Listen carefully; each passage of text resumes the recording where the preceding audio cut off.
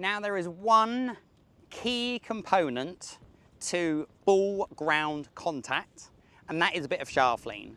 Without shaft lean, you cannot create that compression on the golf ball that is going to give you that little zip where you squeeze the ball into the turf and it just sounds and feels amazing.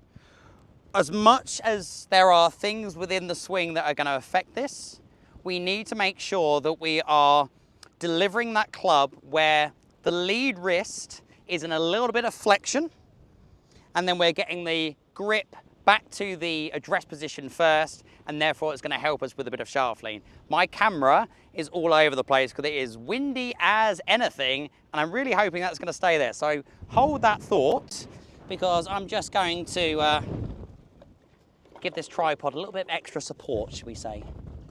There we go. It's not going to move now. It's actually really nice because it's probably hiding the fact of how hot it is out here in the UAE at the beginning of May, but it's also probably just nicely burning me to a crisp at the same time. So, what I need from you is shaft lean to get compression, as I said. So we need the lead arm leading, shall we say, and you're going to do this with a bit of a task, a bit of a drill, and I've got 3 balls here because I'm going to have 1 there, and I'm going to have 2 on tees. Because what I want you to do is some lead arm only swings. It's going to feel weird, it's going to feel uncomfortable, it's going to feel unnatural, but if you can feel where your lead arm is sort of the driving force, you have to create shaft lean.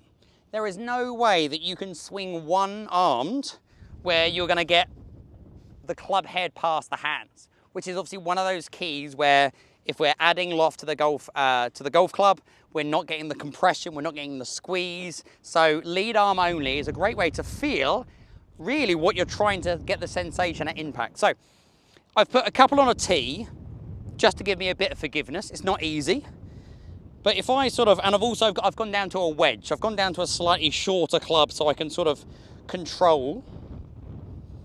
But if I'm standing here and I'm like, right, okay, lead arm only, bit of shaft lean, I have to feel that my lead arm is leading, have to feel that that was actually quite a nice little compression there. And again, you can see the last 2, there's definitely been a divot after the golf ball, there's definitely been a downward blow, and then a slight test. Oh, I failed on the 3rd, but it's my video. I'll have another go and we'll see if we can do it properly.